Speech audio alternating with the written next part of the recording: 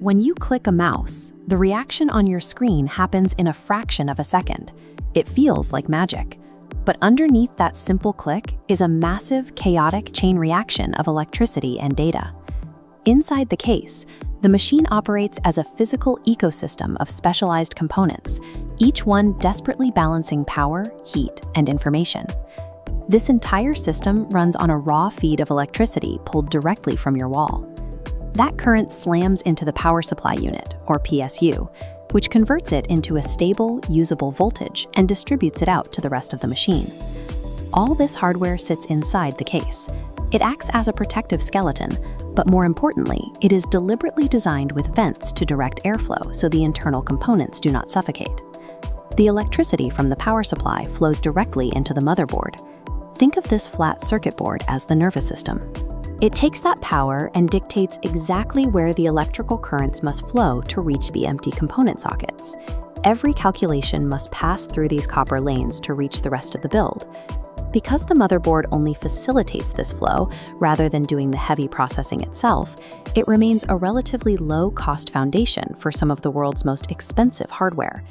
But establishing power and laying down pathways doesn't actually accomplish anything on its own. To do real work, that electricity needs a central intelligence to actually make decisions.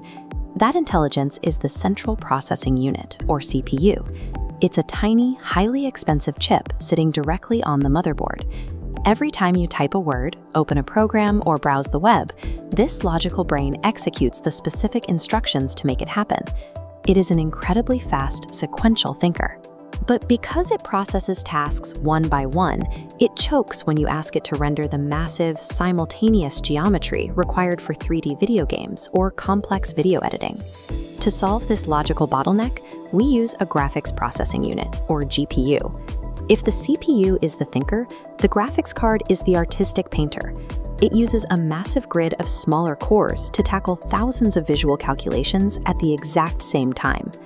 As a cost-efficient compromise, many systems use integrated graphics.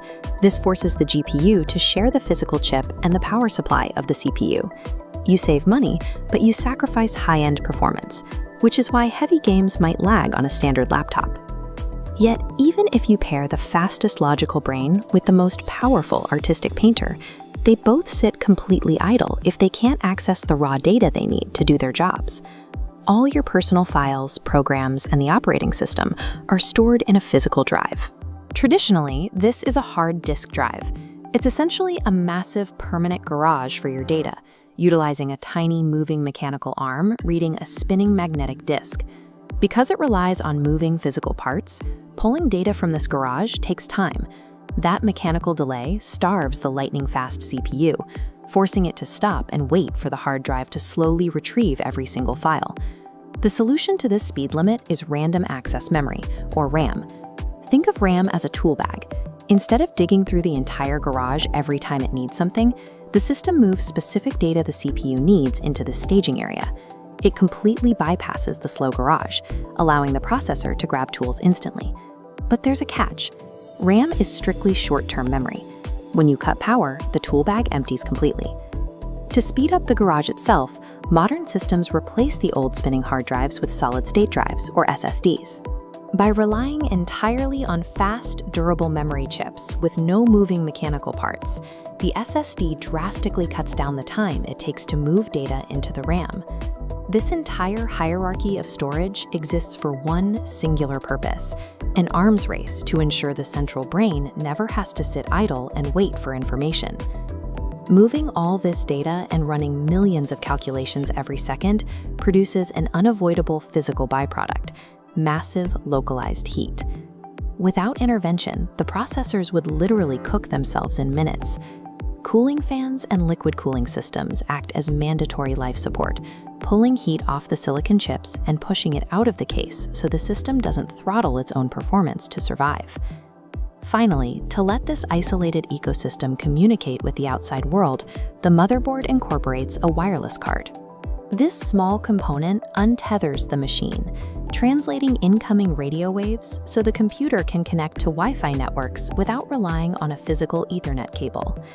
Thermal management keeps the delicate internal brains alive, while the wireless card gives them a voice. bridging the gap between localized hardware and the global internet. When you step back and look at the fully built case, the illusion of a single magical box disappears. What remains is a fragile, perfectly balanced coalition of specialized parts.